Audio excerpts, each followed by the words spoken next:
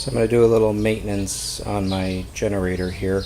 I actually had other footage and I don't know where it is, so I'm going to roll in what I did after Hurricane Irma, and then I'll show you what I'm doing today. Well, now that the storm's passed, it's the next weekend, I need to finish tidying everything up. I got all the plywood and everything put away. Right before our power came back on, I had filled this tank up fully, so I'm going to need to drain that. The best way I think I'm going to do it, I'm going to get a new fuel line, disconnect this, connect a new fuel line to it, just maybe about 16 inches or so, and just let it drain right into a gas can so I don't have to tip this thing over. And I'll check the air filter, and I also need to change the oil in it as well. One of the things I neglected to do, or just didn't really like the idea of always having this plugged into the battery tender, and this battery is dead. So I figured since I'm doing all the work to the generator, I'm just going to replace the battery, and I will hook up the battery tender to it just to keep it topped off. But what they did not make is this very easy to get this off. You can't come out the back of this without taking off the shielding, and actually it's got a piece of sheet metal back there.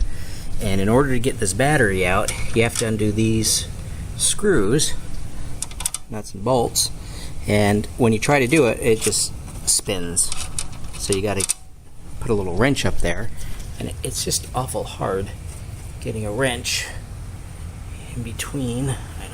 Showing this or not, you know, in this tight of space. So what I'm going to do after I get this out, I'm going to take my angle grinder, grind off this little piece, and try to fix something here, maybe attach it up here to flop it down just to keep this battery in place, so it'll be a little easier to replace this when it does go bad.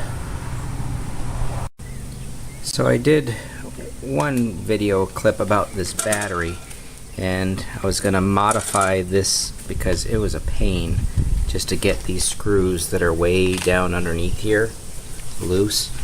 But the 15 minutes that it took me to loosen that up, it would take me a lot more to cut this off and fabricate something so that I can have this battery slide out easier. So I'll just deal with this being a pain whenever I have to change out the battery. This time I am going to start using the battery tender to it, so I don't have to worry about this thing going bad for quite a while. I'm going to go to the hardware store too, because this is a real awkward place to drain the oil. One of the guys I saw on YouTube built like a little tube that extended down to here. I just need to find out what kind of threads these are to do that.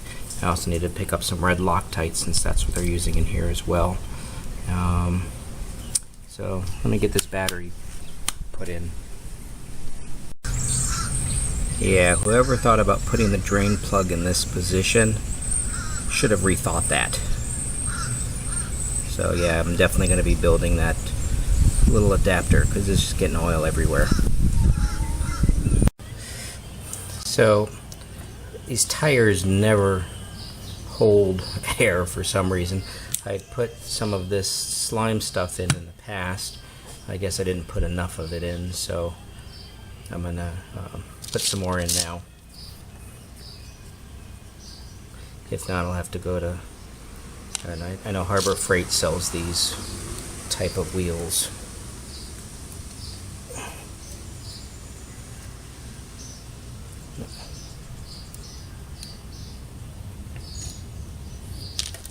I also need to buy, I don't own a set of snap ring pliers. That's what I would need to take this wheel off.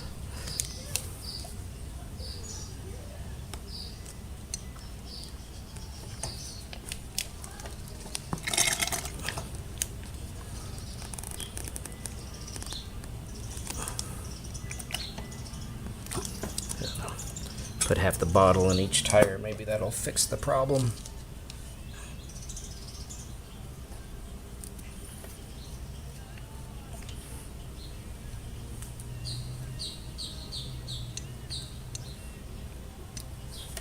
I know this does have its own little tool in the cap, but it had broke off when I think I was doing this on the cart we had when we were going camping. I broke it, so just bought a couple of these off Amazon or eBay.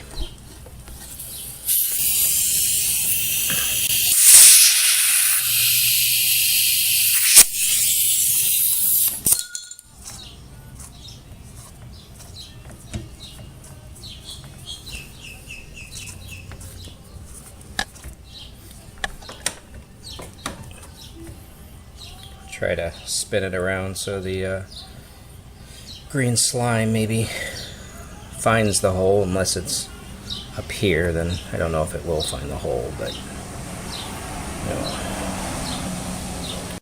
So I was watching one of Cody's videos, and I don't know, it was like a year or two ago. He was chopping down a tree for somebody, and I guess he lost his pocket knife. And then he found his pocket knife, and when I was setting up the Craftsman tool chest that we restored, I was missing my 10mm. So I found one on eBay, ordered that because I didn't know where the heck it went. And then I was trying to think, when was the last time I used the 10mm? It was when I was working on this generator here. So lo and behold, there it sits. I left it in there, I think, because it got stuck. So let me take it out, and I'll have an extra 10mm wrench now. Now I can add this to my extras. On the missing footage, this is what I did to the generator fuel line. I bisected this line with a brass T, so this goes into the carburetor, and this is, this is my discharge line here. So if I ever run into the problem where if I'm running gasoline in here and after the storm's gone and I need to drain it out because it was a full tank, I can just open up this valve here and drain it down into a gas can. Then here's the last part. Because draining this oil, the other side of the engine, it actually has a plug, and it's even worse spot than this one is. I went to the local plumbing store, not the big box store, because they didn't have all of these fittings that I needed. It's probably about $28 worth of pipe right here, and it's only less than 12 inches. I was told to use brass pipe on here so I didn't mess up the threads on, I guess this is part of the engine block. So I just did some red Loctite on here, and I just made so whenever I change the oil, all I have to do is undo this plug that's underneath here, just to make it a little bit easier. It'll drain into a pan. So that's a couple of the modifications that I did to this Generac generator. So I remember watching one of Southern Prepper 1's videos when he was testing out his preps, so to speak, and he had a cracked fuel line on one of his generators. So he said, always have some backup fuel line. So after Irma, when I was doing that bisecting of the fuel line, I tried to find fuel line, went to all the auto part stores, nobody had any of this. So I wound up having to order it on Amazon. This is what I had ordered.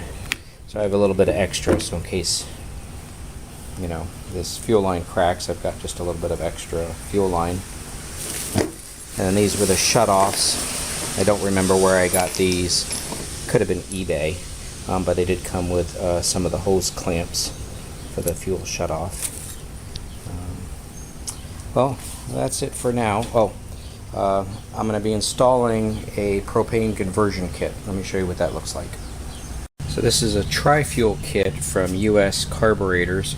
It was actually cheaper for me to buy the tri-fuel that did natural gas besides the propane than just ordering the straight up propane one. So let's unbox this. So I ordered some extra hose. I don't remember how long. I don't know if it says how long.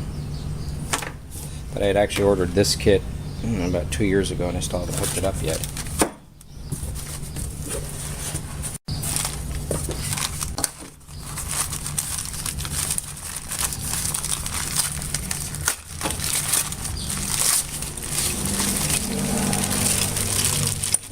you got the regulator and a couple fittings here.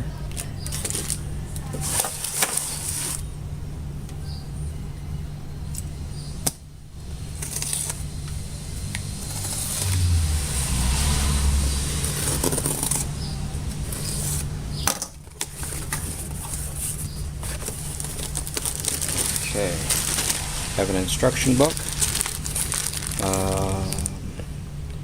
I know this goes on some sort of, I don't know what it's called, but this goes on it. I think it helps it idle properly in the videos that I've seen. And then this is like the, that's the primer button. Oops, sorry. That's the primer button. I don't know what this is called, but I'm sure when I read the instructions it'll tell me what this piece is called. And then this is the snorkel for it. So that'll be an upcoming video. I'm not ready to do this today, but I need to get it done since 2020 has been a bang-up year so far. Live in Florida. Why not throw a hurricane on with everything else that's going on in our lives right now? So rather be prepared. Alright, thanks for watching.